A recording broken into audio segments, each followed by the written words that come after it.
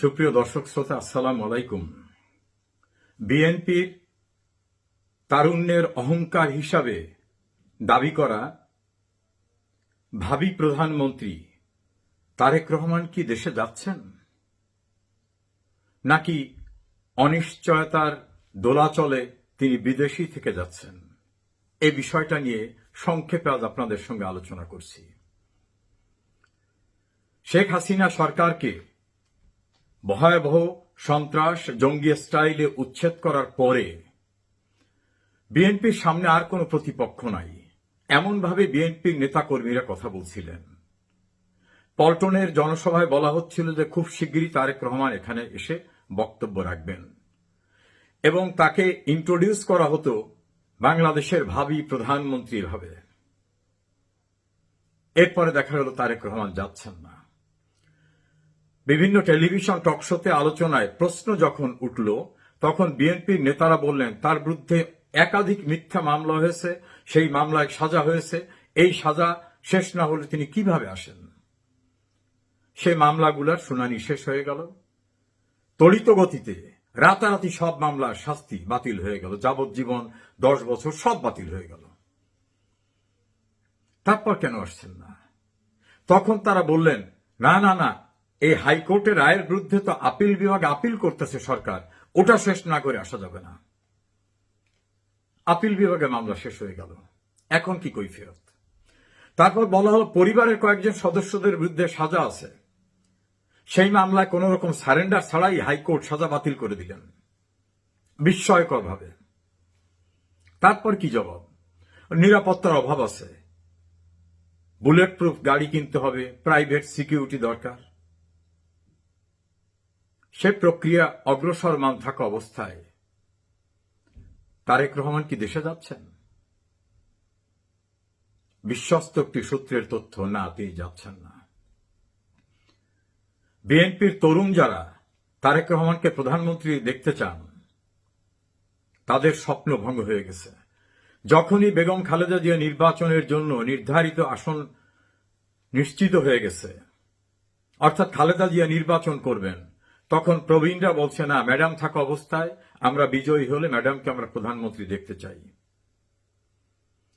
এইখানেই শুরু হয়ে গেছে মনস্তাত্ত্বিক দ্বন্দ্ব, কে হবেন প্রধানমন্ত্রী যদি বিএনপি নির্বাচিত হয়, মেজরিটি পায়, যদি নির্বাচন হয়। ফিকে হয়ে আসতেছে স্বপ্ন। জনাব তারেক রহমানের সঙ্গে ঘনিষ্ঠ দাবি করা একটি সূত্র জানিয়েছে তারেক রহমান প্রবাস থেকেই ভোট দেবেন। দলের নিরঙ্কুশ বিজয় হলে তিনি বিজয়ীর বেশে দেশে যাবেন। আর প্রধানমন্ত্রী কে হবে? বেগম খালেদা জিয়া এখনো শারীরিকভাবে পুরো সুস্থ না, এটা তারেক রহমানই এর জন্য উপযুক্ত। তাদের ভাষায় আওয়ামী লীগ দেশটা ধ্বংস করে গেছে, এই দেশটাকে গড়তে হলে একজন ডাইনামিক ইয়াং লিডার দরকার, সেটা তারেক রহমান। আর বিএনপির একজন সিনিয়র মোস্ট নেতার ভাষায় ম্যাচুরিটি একটি বড় দিক।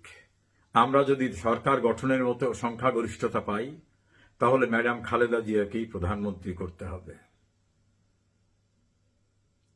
উপসংহার, জনাব তারেক রহমান নির্বাচনে দেশে গিয়ে নির্বাচন ক্যাম্পিংয়ে নেতৃত্ব দিচ্ছেন না।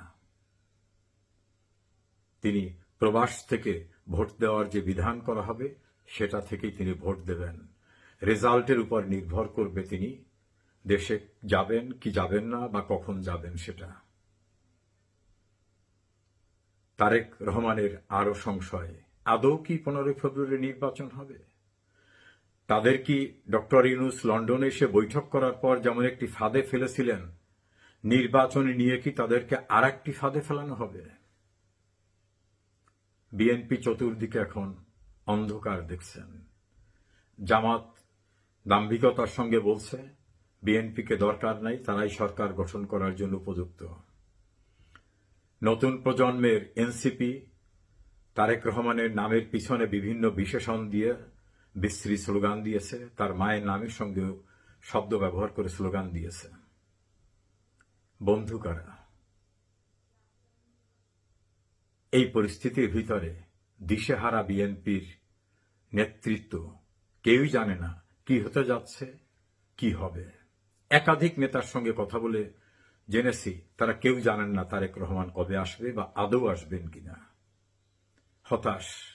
আবার গুরুত্বপূর্ণ কিছু নেতা বিএনপির সেলিমা রহমান, নজরুল ইসলাম খান, রুহুল কবির রিজভী, শামসুজ্জামান দুদু, রুমিন ফারহানা, সৈয়দা আসিফা শাফি পাপিয়া, নীলুফার চৌধুরী মণি এবং বিএনপিতে দীর্ঘদিন গুরুত্বপূর্ণ একাধিক পদে থাকা সৈয়দ মোয়াজ্জেম হোসেন আলালদের মতো মানুষ মনোনয়ন পাননি।